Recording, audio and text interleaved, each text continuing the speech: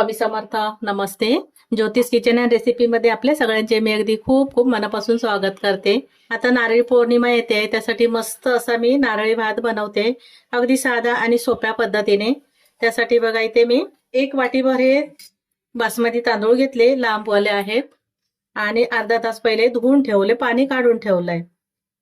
आता मी हे रेसिपी बनवायला घेते. नारळी भात बनवायसाठी मी गॅसवर कढई ठेवली आहे आणि त्यामध्ये हे तूप घालून घेते, 1 चमचाभर. इथे आता तूप वितळलं गेलंय. त्यामध्ये मी काजू आणि बदामच घेतलेत. ते एखादा मिनिट परतून घेते. मनुका घेतलेत, पण ते मी नंतर भाजून घेते. काजू बदामला थोडा वेळ लागतो आणि मनुका कसे लगेच भाजले जातात. एखादा मिनिट फक्त परतून घ्यायचंय थोडंसं. इथे काजू आणि बदाम परतून घेतले एखादा मिनिट, आणि हे काढून घेते मी. त्यातच आता मी थोडेसे मनुका टाकून घेते आणि ते पण परतून घेते थोडंसं. हे मनुका कसे लगेच फुलतात बघा, आणि लगेच काढून घ्यायचे, नाही तर ते जळतात. बाजूला ठेवून देते. इथे 1 दालचिनीचा तुकडा घेतलाय, 1 मनुका राहिला. इथे 1 दालचिनीचा तुकडा, 4 लवंग आणि 2 वेलची घेतले, त्या घालून घेते आणि थोडंसं परतून घेते. आता तांदूळ धुवून ठेवलेले ना, ते तांदूळ घालून घ्यायचे. 1 वाटी तांदूळ घेतले आहेत मी. गॅस कमीच ठेवायचा आहे आणि एखादा मिनिट असं तुपावर परतून घ्यायचे. हलक्या हाताने तुपावर असे 1 ते 2 मिनिटच परतून घ्यायचे, नाहीतर ते तांदूळ तुटतात जास्त डवळलं तर. एक मस्त तुपाचा स्वाद येतो त्या. इथे तुपावर तांदूळ परतून घेतले, आणि ज्या वाटीने मी तांदूळ घेतलेले ना 1 वाटी, त्याच वाटीने मी 2 वाट्या आता पाणी घालून घेते. थोडंसं गरम पाणी करून घेतलं मी आणि ढवळून घेते व्यवस्थित असं. गॅस मी आता फास्ट करते थोडा वेळ. 1 चिमूटभर मीठ घालून घेते. गोडाचा पदार्थ आहे त्याच्यासाठी जास्त नाही घातलं. तर झाकण ठेवते मी, आणि भात आपल्याला हा मोकळा असा शिजून घ्यायचा आहे. जास्त पण शिजला नाही गेला पाहिजे. उकळी आली की थोडा मध्यम गॅस करायचा आणि शिजून घ्यायचंय. इथे भात मी शिजून घेते. ते मी भात शिजत ठेवलेला, उकळी आली, नंतर मी 1 उकळी आल्यानंतर गॅस कमी केला. भात मस्त आपला मोकळा मोकळा शिजून घेतलाय. कच्चा पण नाही राहिला पाहिजे आणि एकदम शिजला गेला पण नाही पाहिजे. व्यवस्थित आपला भात इथे तयार झालाय. आता मी काय करते, एका प्लेटमध्ये घेते आणि थोडं थंड करायला ठेवून देते.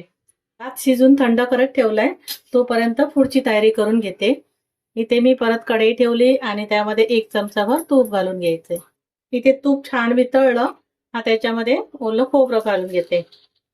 नारळी भात आहे त्याच्यामुळे हे खोबरं तर पाहिजेच. खोबरं एखादा मिनिट मी तुपावर परतून घेते. 1 वाटी तांदूळ घेतले तर 1 वाटी खोबरं आणि 1 वाटी गूळ घ्यायचंय. तर मी इथे गूळ घेतलाय, ते घालून घेते. मी थोडंसं गूळ कमी घेतलाय 1 वाटीपेक्षा, कारण मला थोडं गोड कमी पाहिजे.